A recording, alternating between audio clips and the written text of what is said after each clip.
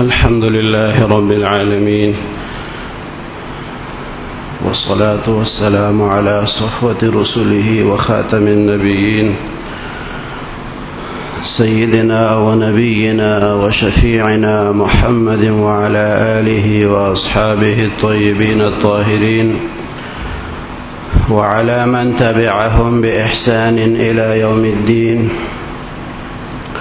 أما بعد، فأعوذ بالله من الشيطان الرجيم.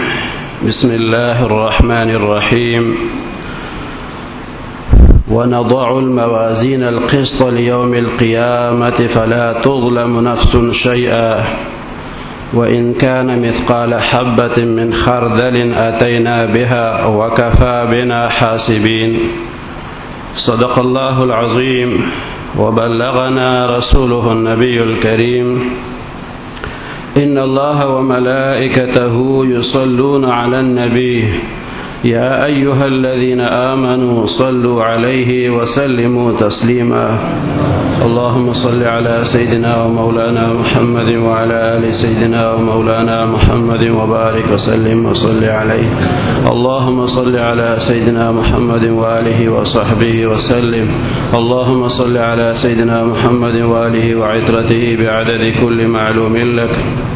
اللهم صل على محمد وعلى آل محمد كما صليت على إبراهيم وعلى آل إبراهيم إنك حميد مجيد. اللهم بارك على محمد وعلى آل محمد كما باركت على إبراهيم وعلى آل إبراهيم إنك حميد مجيد.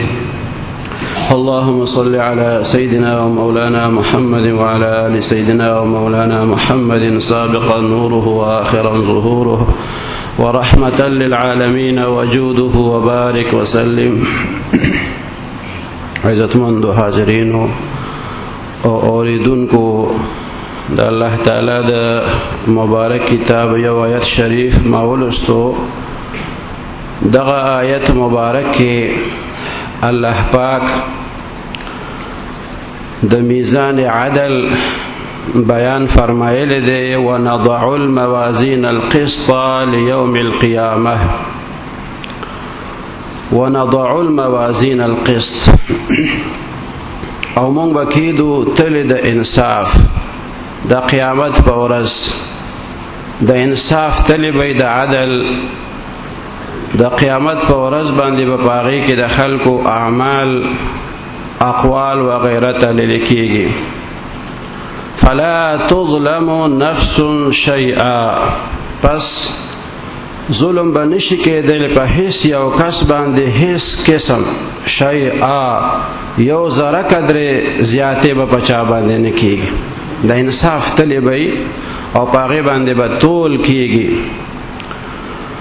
وإن كان مثقال حبة من خردل، که چېرې یو عمل د اوري د دانې مرو، عربو کې د اوري دانه د ډېر قلیل د پاره به طور مثال ذکر کیږي. دې د پاره د ذرتین ټکي م استعمالیږي. مثقال ذره په اندازې د یوې ذرې سور میږي چې ډېر په مشکله باندې انسان ته په نظر راځي. هغه مر نیکیم که چا کړي وي اتینا بها وکفا بنا حاسبین، هغه نیکی به موته مونږ راوړو او مونږه کافی حساب اخیستون کیو. لږه غونتې معمولی غونتې نیکی د یوې ذرې مره نیکي او سړي کړي چې د سور میږي مره نیکي وي، دومره لږه چې هغه په نظر باندې هم سمه نه ښکاري، هغه هم نه ضایع کېږي د الله تعالی په قانون کې. فمن يعمل مثقال ذرة خيرا يره ومن يعمل مثقال ذرة شرا يره. دغه آیتونو مبارکو کې الله فرمایي فمن يعمل مثقال ذرة خيرا يره، هغه څوک چې هغه عمل وکړو په اندازې د یوې ذرې نیک عمل، یره دې به هغه عمل وویني. که د ذرې مره عمل نیک کړی دی نو هم به وویني.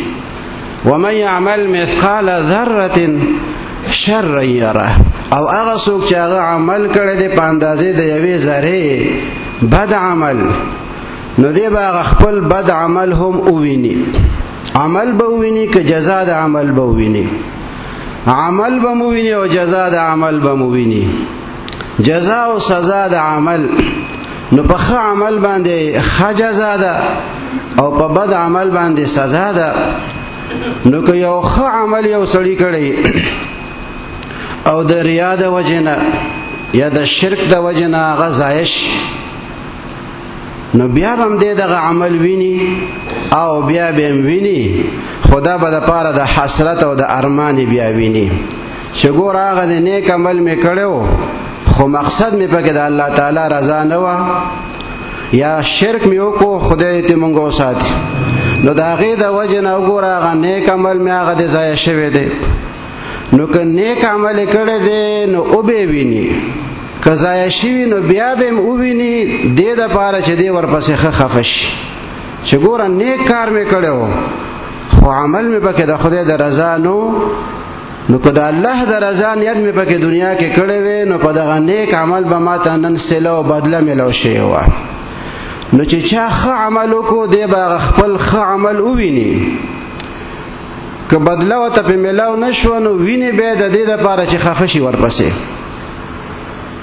او که ثواب ورته میلاو شو نو دې دپاره به ویني چې خوشحاله شي پې، او بد عمل بم ویني، که د ذرې امره بد عمل چا کړي هغه بم دی ویني. قانون دی دا فمن یعمل مثقال ذره شرا یره او خیرا یره، دواړه الله تعالی ذکر کړي دي.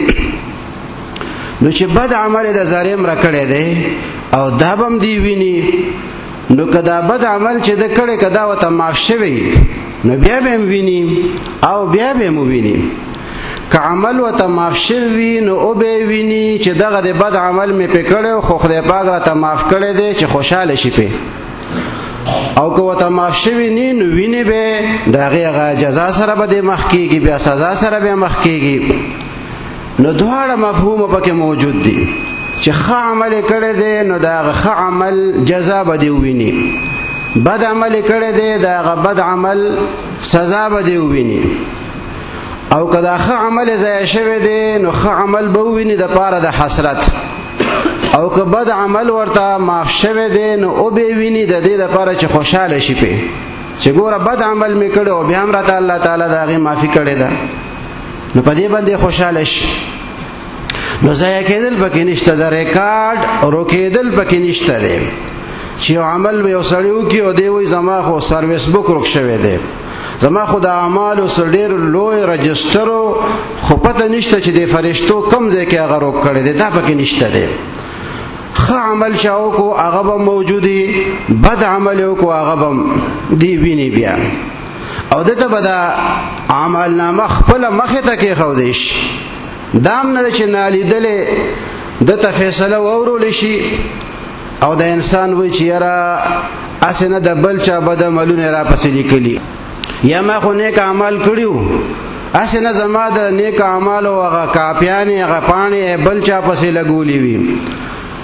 نو هغه خپل کتاب د ده د عمل هغه به دته مخې ته کېښودی شي او ورته به وویل چې اقرأ کتابک کفا بنفسک اليوم علیک حسیبا.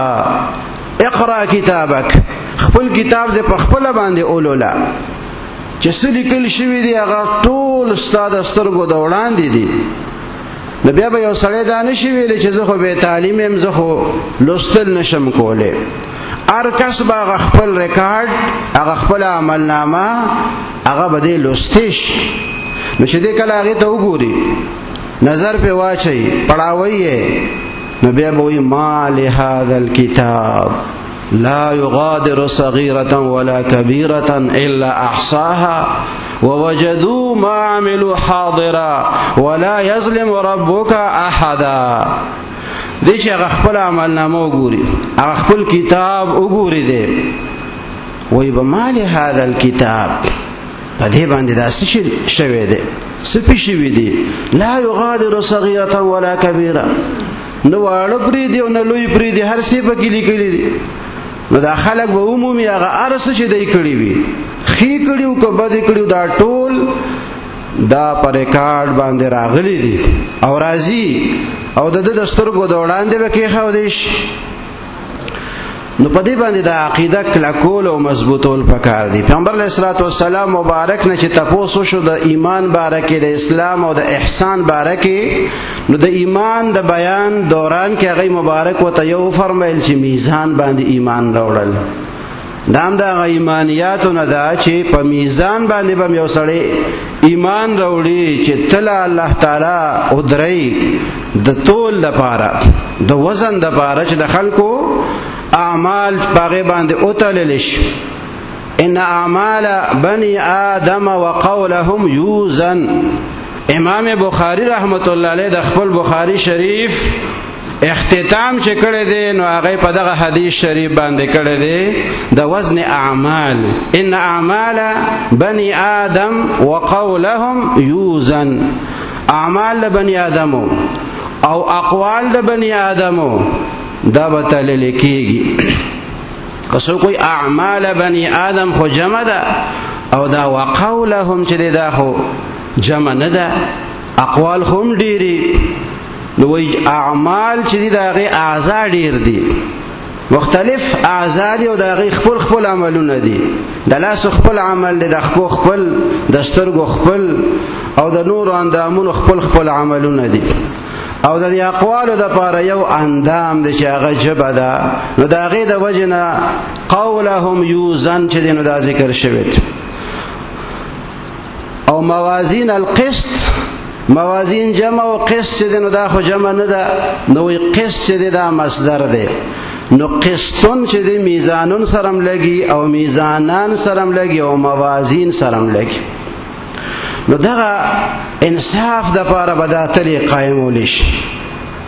الله تعالی ته خو ارس مخکې نه معلوم دي، د معلوماتو حاصلولو د پاره نه تلی چې ګورو چې د کم طرف ته تول زیات دی، ښه عمل که بد عمل. د معلومولو د پاره نه، د اتمام حجت د پاره چې دلیل قائم شي او دا کس مطمئن شي چې او دا زماغه اعمال دي او دا ما کړی دي. نو الله تعالی چې حساب کوي د معلوماتو د پاره نه کوي، هغه ته هر څه مخکې نه معلوم دي. دا د عدل او د انصاف هغه تقاضی پوره کوي چې انسان ته دا اطمینان حاصل شي چې ما سره بے انصافي نه ده شوې، ما سره پورا انصاف چې دی نو دا را سره کېږي. او دغه اعمال چې انسان یې کوي د دې ټول کېږي، وزن کېږي. نو چې انسان د خلینه سره وباسي دا قول د تلل کېږي. نو دا فکر پکاري چې دی وخت کې زه خبره کوم، خبره کوم که بد خبره کوم، دا رښتیا ویم که دا دروغ ویم. دې سره دوه کس خپلو کې روغېږي او که دوه کس ورسره خپلو کې روانېږي. دا زه څه ویم دا حقیقت دی که دا خلاف حقیقت خبره کوم، دا غیبت کې راځي که دا بهتان کې راځي. د دې نوعیت سه زما د دې قول چې زه دا جبه سپړم او الفاظ د خولې نه ادا کوم. نو چې دا عقیده مضبوطه د انسان چې دا هر څه تلل کېږي او دا هر څه په ریکارډ باندې راځي، نو بیا چې دې کم یو ټکم د خولې نه روباسي، نو مخکې نه به سوچ کوي چې دا به د تلې کم طرف ته ځي، نیک طرف ته او که بد طرف ته. ښه وینا ده نو ښه طرف کې به تلل کېږي، او بد وینا ده نو د ګناهونو اړخ کې به بیا د دې تول کېږي. نو خپل فکر پکار دی انسان ته چې د کم طرف درنول غواړي، د نیکه درنول غواړي او که د ګناه درنواله دی غواړي. نو که د خوښي چې زما د نیکه درنې شي، نیک اعمال مې د زیات شي، هغه طرف ته تول زیات شي، نو بیا خو ډیر کوشش پکار دی چې وینام داسې وشي چې هغه صحیح وي چې په نیکه کې راشي، اعمالم داسې وشي چې هغه د نیکه په تله کې راشي. او که داسې اعمال مونږ کوو چې هغه د بدې په تله کې راځي، نو د هغې خپل حساب دی بیا. او چې اخلاص عمل کی وي دغه ته کتل پکار دي، ځکه چې وزن زیاتېږي د یو عمل، نو دا اخلاص سره زیاتېږي. یو سړی غواړي چې زما د نیکۍ تله دې درنۍ، نو دې د نیک عمل ډېر اخلاص سره کوي، د الله تعالی غرضه دې هر وخت مد نظر ساتي. اخلاص دې پکې وي نو هغه لږ عمل به بیا ډېر درونی. نیت دې پکې د الله تعالی د رضا کوي. امام بخاری رحمت الله علیه د خپل کتاب آخر کې د وزن اعمال حدیث شریف ذکر کړی دی او د کتاب په سر کې د حدیث انما الاعمال بالنیات تذکرہ فرمایلی ده چې نیت صحیح وي حسن نیت سره عمل کې وزن زیاتېږي. نو شروع د حسن نیت نه کړی ده او اختتام په وزن باندې کړی چې وزن د نیک عمل کله زیاتېږي چې نیت پکې خالص د الله تعالی د رضا. حدیث مبارک کې راځي چې یو سړی به راوستی شي او ډیر غټ او سرب درون سړی خو چې هغه په تول کې واچول شي د ماشي د یو وزر برابر بم دغه وزن نی او کله یو عملی معمولی غونته عمل بتا تخکاری او هغه د نیکه په تله کې واچول شي هغه ډیر وزن داغه. نو اعمال چې دا تل لیکيږي اقوال تل لیکيږي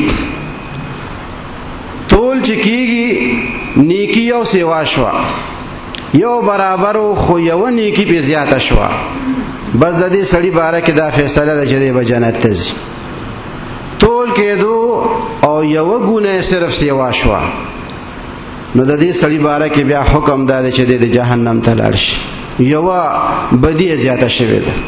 نو د یوې نیکی الته بیا ډېر ضرورت پیښیږي انسان ته او په یو عمل باندې اخوا او دی خوا کې دی شي خبره. نو دی وجنه وای چې نیک عمل کې ډېر کوشش وکاري دا د نو چې دا چې موسیقي بس د غډیر دی دا ته صفته ده چې تاسو کړي دا قبول شوی دي کنه دي قبول دی کې اخلاص او که پکې نو او د نیکو اعمالو سره سره تا ګناهونه څومره کړي دي انسان ته خپل نیکی ښکاري او خپل ګناهونه وته نه ښکاري. تا غیبتونه څومره کړي بهتانونه به څومره لګولي دروغ به څومره ویلي او که حرام خوراک دي کړي نو بیا د عمل او د عبادت سه حیثیت پاتې شو. نو د فکر او د غور مقام دی چې موږ یو عمل کوو چې خالص د الله تعالی د رضا ده پاره د نیکی هغه تل باغې باندې درنش او د ګناه د کمیدو احساس او فکر انسان سره هر وخت موجودی.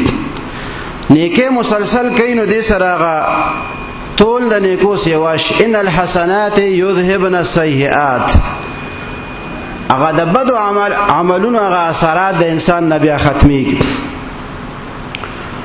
بیا د دوالو جهانو سردار مبارک رحمت للعالمین صلی الله علیه وسلم مبارک د خپل امتیانو ته طریقه خودل د عمل د درنېدو د نیک عمل چې دا طلب استاسو د نیکه څنګه درنېږي. نو دا غي د لپاره حضرت ابو ذر رضی الله تعالی عنہ ته پیغمبر علیہ السلام فرمایلی دي چې حسن خلق چې دا اختیار کا خ اخلاق اختیار کا او طول صمت چې دا اختیار کا خاموشی اختیار کا کله خیر خبره نو بیا خبره کوا او کله خیر د خبره ضرورت تا ته نه محسوسيږي مکني وي نو چې دا خاموشي ډېرې او اخلاق دي خي نو دې دوه کارونو سره بستا د نیکه غتل ډېر درنيږي. او حضرت ابو هريره رضی الله تعالی عنہ چې امام بخاری رحمت الله علیه داغه د حدیث شریف د خپل کتاب آخر کې ذکر کړی دی نو هغه کې پیغمبر علیه الصلوۃ والسلام مبارک فرمایي چې کلمتان حبيبتان إلى الرحمن خفيفتان على اللسان ثقيلتان في الميزان سبحان الله وبحمده سبحان الله العظيم. كلمتان دو جملې حبيبتان إلى الرحمن رحمان ته ډېر محبوب دي دو کلمې دي دو جملې د الله تعالی ډېر زیات خوښې دي نو چې زمونږ د پروردگار خوخي دي پکار دي چې زمونږ هم خوخي وي او ورسره ډیره مینه وکړو او هغه کلمات مونږه معمول وګرځو خپل کو ځکه د رحمان خوخي کلمې دي د الله خوخي دي د الله تعالی خوخي دي چې دا به کومې کلمې وي نو بیا وسره فرمایلی چې خفیفتان علی اللسان که څوک وایي چې یاره د الله به خوښې وي خو مونږ خو عامیان خلک یو، مونږ ته به یا راځي یا به نه راځي، دا به چېرته ډېرو پوهو خلکو په نصیب رسي. نو پیغمبر علیه السلام ورسره فرمایلي خفیفتان علی اللسان، ډېرې سپکې دي په ژبه باندې، داسې سخت الفاظ او ټکي پکې نشته چې یو سړی وایي چې په دې حرف باندې زما ژبه نه راوړي، دا پلان کې ټکي زه نشم ویلی، دا خو ډېر ګران دی. هغه سخت او ګران ټکي پکې اړوشته نه، آسان ټکي دي او په ژبه باندې ډېر په اسانۍ سره ادا کېدی شي، ماشومان هم ویلی شي او بوډاګان هم ویلی شي. خفیفتان علی اللسان، که یو سړی وایي چې یاره دا ډېر اساني نو بیا خو به ثواب کېدی شي کمی. نو پیغمبر علیه السلام فرمایي ثقیلتان فی المیزان، په ژبه باندې خو سپک دي الفاظ، آسان ادا کیږي، خو په تول کې وزن ډېر زیات دی.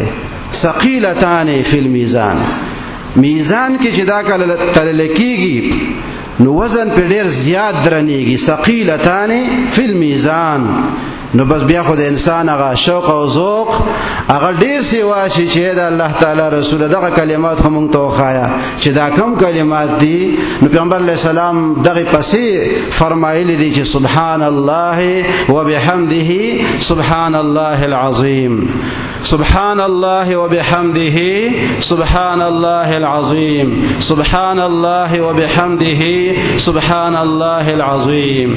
آسان الفاظ، ډیر آسان، او په ژبه باندې ادایګي کې هیڅ تکلیف انسان ته نه ملاوي، او په وزن کې تول کې هغه ډیر درنواله لري او الله تعالی په ډیر خوشحالي. حبیبتان الی الرحمن دي، رحمان ته ډیر محبوب کلمې دي. سبحان الله وبحمده سبحان الله العظیم، پاک دی الله تعالی، پاکوالی دا اللہ تعالی پاک ذکر شوی دے، منزہ والی دا اللہ تعالی، او اللہ تعالی دا صفات حمیدہ، صفات ثبوتیہ، صفات سلبیہ سلب او صفات ثبوتیہ حمد دوارا پاک ذکر شو. او عظیم کی کبریائی و عظمت دا اللہ تعالی، یعنی الله منزه او مبرح دی د هر عیب نه، د زوال نه، د کمزوری نه، د نقصان نه، د بی علمی نه، منزه او مبرح ذات دی. او حمید دی الله تعالی، د هر صفت چې دغه د شان سره لایق دی په هغه ښکلي صفت باندې الله تعالی متصف دی او د عظمتونو خاوند دی. نو چې داسې کلماتو سره انسان ورد کوي او پاغي باندې مشغول او غخپل تله د نیکه درنول غواړي، نو عقاید او جهان صلی الله علیه وسلم مبارک او تدغه نسخه خودلې ده. نو الله تعالی دې مونږ ته توفیق راکړي د نیکو اعمال او فکر دې الله تعالی زمونږ نصیب کړي، او څومره غلطیان ګناهونه شوي دي دغه دې الله تعالی مونږ ته معافي وکړي. واخر دعوانا ان الحمد لله رب العالمين. الحمد لله رب العالمين، والصلاة والسلام على أشرف الأنبياء والمرسلين وعلى آله وأصحابه أجمعين. اللهم أنت إلهنا ومعبودنا، فلا تكلنا إلى أنفسنا طرفة عين، وأصلح لنا شأننا كله، لا إله إلا أنت. اللهم إنا نسألك موجبات رحمتك وعزائم مغفرتك، والغنيمة من كل بر، والسلامة من كل إثم. لا تدع لنا ذنبا إلا غفرته، ولا هما إلا فرجته، ولا مريضا إلا شفيته، ولا ولدا إلا أصلحته وعلمته، ولا مجاهدا إلا نصرته، ولا عدوا إلا أهلكته وخذلته، ولا حاجة من حوائج الدنيا والآخرة هي لك رضا ولنا فيها صلاح إلا قضيتها ويسرتها يا أرحم الراحمين. ربنا لا تؤاخذنا إن نسينا أو أخطأنا، ربنا ولا تحمل علينا إصرا كما حملته على الذين من قبلنا، ربنا ولا تحملنا ما لا طاقة لنا به، واعف عنا واغفر لنا وارحمنا، أنت مولانا فانصرنا على القوم الكافرين. رب اجعلني مقيم الصلاة ومن ذريتي، ربنا وتقبل دعاء. ربنا اغفر لي ولوالدي وللمؤمنين يوم يقوم الحساب. وصلى الله تعالى على خير خلقه سيدنا ونبينا وشفيعنا محمد وعلى آله وأصحابه أجمعين برحمتك يا أرحم الراحمين.